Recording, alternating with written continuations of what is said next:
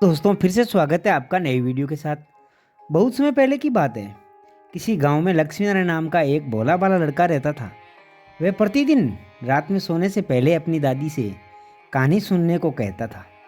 दादी उसे नाग लोग, पताल लोग, गंधर्व लोग और चंद्र लोग, सूर्य लोग आदि की कहानियां सुनाया करती थी। एक दिन दादी ने उसे स्वर्ग का वर्णन सुनाया।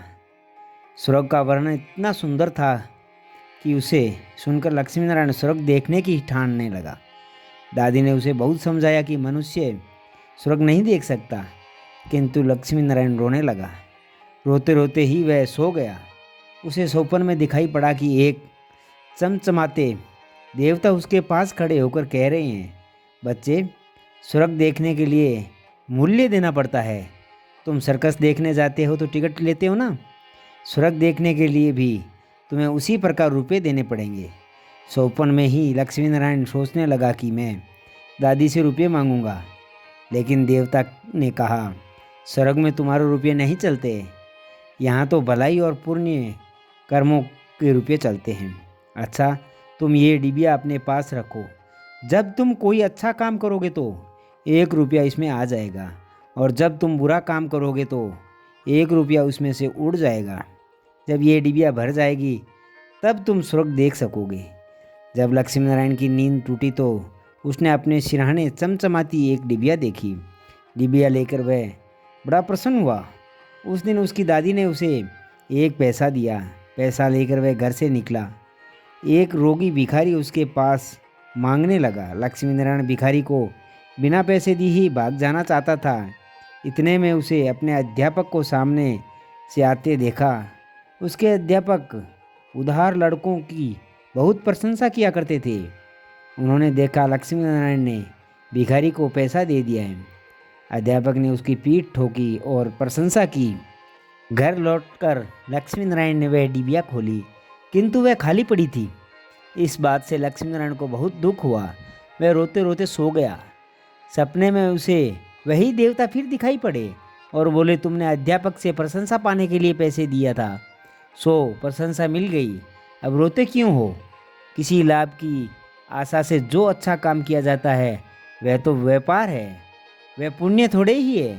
दूसरे दिन लक्ष्मी नारायण को उसकी दादी ने 2 पैसे दिए। पैसे लेकर उसने बाजार जाकर 2 संतरे खरीदे। उसका साथी मोतीलाल बीमार था। बाजार से लौटते समय वह अपने मित्र को देखने उसके घर चला गया। मोतीलाल को देखने उसके घर वैद्य आए थे। वैद्य जी ने दवा देकर मोतीलाल की माता से कहा, इसे आज संतरे का रस देना। मोतीलाल की माता बहुत गरीब थी। वह रोने लगी और बोली, मैं मजदूरी करके पेट भरती हूँ। मैं बेटे की बीमारी में कई दिन से काम करने नहीं जा सकी।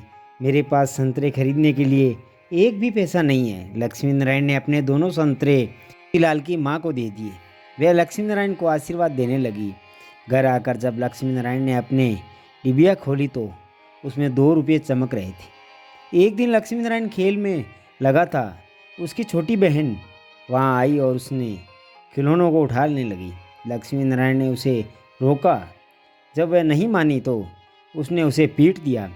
बेचारी लड़की रोने लगी। इस बार जब उसने डिबिया खोली तो देखा कि उसके पहले के इकट्ठे किए रुपये उड़ गए हैं।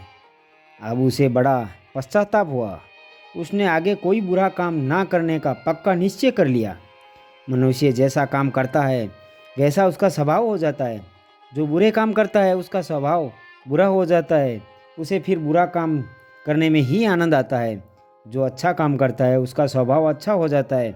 उसे बुरा काम करने की बात भी बहुत बुरी लगती है। लक्ष्मी नारायण पहले रुपये के लोभ में से अच्छा काम करता था। धीरे धीरे उसका स्वभाव अच्छा काम करने का हो गया।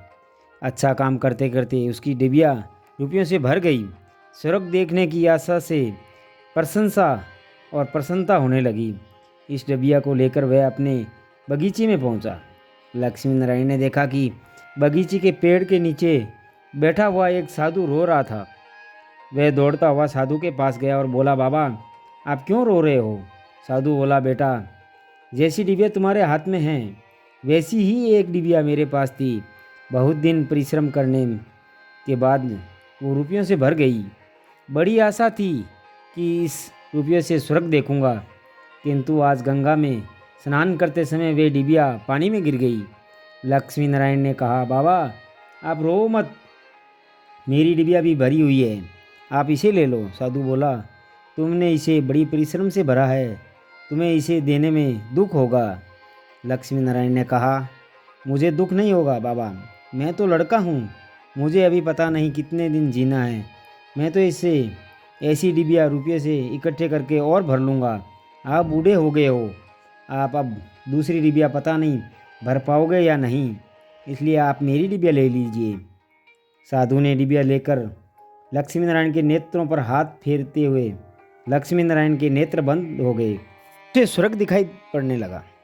ऐसा सुंदर स्वर्ग की दादी ने जो का वर्णन किया था, वह वर्णन तो स्वर्ग के एक कोने का भी ठीक से वर्णन नहीं था। जब लक्ष्मी नारायण ने आंखें खोली तो साधु के बदले सपन में दिखाई पड़ने वाला वही देवता उसके सामने प्रत्यक्ष खड़ा था। देवता ने कहा, बेटा, जो लोग अच्छे काम करते हैं स्वर्ग उनका घर बन जाता है। तुम इस प्रकार जीवन में भलाई करते रहोगे तो अंत में स्वर्ग पहुंचोगे। इतना कहकर देवता अदृश्य हो गए। तो दोस्तों, हमें भी अच्छे और इंसानियत वाले काम करने चाहिए। तो फिर मिलते हैं अगले वीडियो में, तब तक अपना ख्याल रखना, मुस्कुराते रहना। धन्यवाद।